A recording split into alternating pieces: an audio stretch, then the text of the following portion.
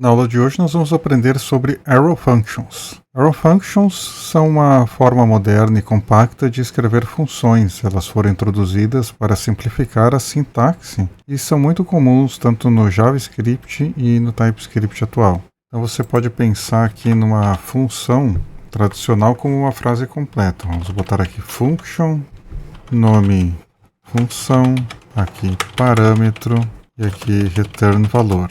Agora, com a nova sintaxe, Arrow Function, como se fosse uma abreviação para essa mesma frase. Então, nós botamos aqui const, nome função, igual, parâmetro, aqui o arrow, por isso vem do nome Arrow Functions, nós temos esse símbolo de igual e maior, e aqui retornando o valor. Bom, então vamos comparar uma função simples nas duas formas de sintaxe. Vou deixar aqui comentado, isso aqui não é um código válido, apenas para exemplificar. Eu vou criar uma função chamada dobra, onde ela recebe um número do tipo number, vai me retornar um number também, e ela retorna simplesmente o dobro do número que foi passado como parâmetro. Posso chamar ela aqui para testar, console log, chamar o dobra passando o valor 5, vamos rodar aqui, ela me retornou o valor 10. Agora vamos usar a nova forma de fazer a mesma função. Eu vou criar aqui um const dobra, eu vou passar o mesmo número como parâmetro. Então a minha função aqui agora eu não uso a palavra function e essa função então ela vai retornar um número e o retorno dela vai ser o número vezes 2. Então essa aqui é a mesma sintaxe, aqui eu tenho que botar number, que é a palavra reservada correta. Então essas duas formas aqui são exatamente equivalentes, só que a Arrow Function ela é bem mais compacta. Nós não utilizamos a palavra function, neste caso específico aqui nós não utilizamos o return, e se eu preciso comentar aqui, pois ela tem o mesmo nome, se eu rodar aqui nós temos exatamente o mesmo resultado. Então vamos explicar essa sintaxe.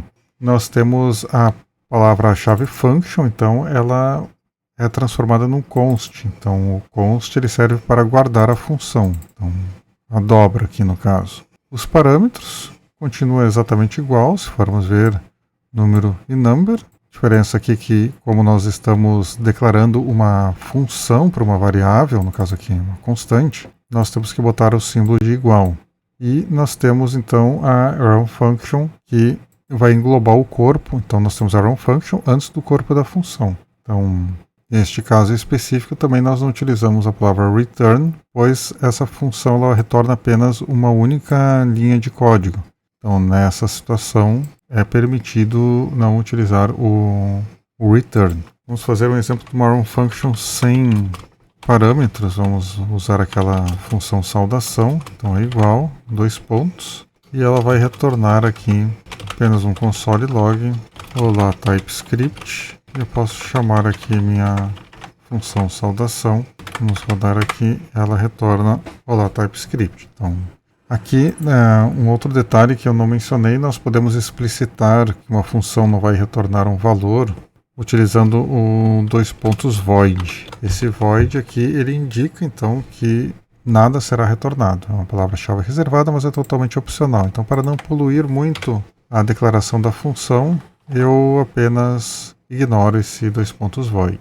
Até agora nós fizemos funções com apenas uma linha de código, mas quando tivermos mais de uma linha é obrigatório o uso de chaves e a palavra return também vai se tornar obrigatória. Aqui neste caso nós também poderíamos deixar apenas sem as chaves, pois foi uma linha só, também funciona. Mas a partir do momento que eu boto mais de uma linha na minha função, vamos botar aqui a nossa função soma, recebendo dois números, o A e o B, e retornando um number, eu boto aqui o símbolo de arrow e aqui o corpo da função. Então o bloco de código da função vai ser executado aqui dentro dos meus abre e fecha chaves. Vamos declarar uma variável resultado, uma constante, que faz a soma do A mais B, e aqui eu tenho um return resultado. Então neste caso aqui eu sou obrigado a botar o return, pois a minha Arrow Function ela tem mais de uma linha.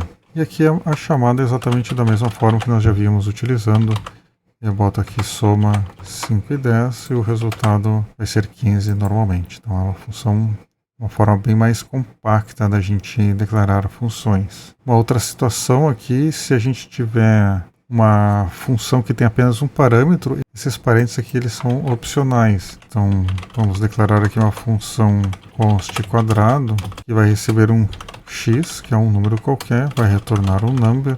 Neste caso aqui eu vou retornar tudo numa linha só. Vamos dizer que a operação do quadrado é o x vezes o x. Então, essa função eu posso declarar ela da seguinte forma: eu posso botar apenas o parâmetro aqui e posso também tirar o meu retorno do valor da função, que ele vai então aceitar. No caso aqui o Visual Studio Code, ele está reclamando, mas eu não passei nenhum tipo para ele, e como a minha configuração do Visual Studio Code ele automaticamente coloca, que é sempre uma boa prática nós colocarmos os parênteses, mas essa sintaxe aqui ela também é válida. Então se eu chamar aqui o console log quadrado, passar 6, ele fez a alteração aqui, mas que se fôssemos rodar sem essa configuração do VS Code, essa sintaxe aqui também ela é válida. Então as arrow functions elas são perfeitas para a gente utilizar como funções de callback em métodos de arrays como for each, por exemplo, o map e o filter, também são outros exemplos. Elas tornam o código muito mais legível. Então se eu tiver aqui um array de nomes, onde eu boto aqui Ana, João e Maria, e vamos usar a arrow function aqui no for each.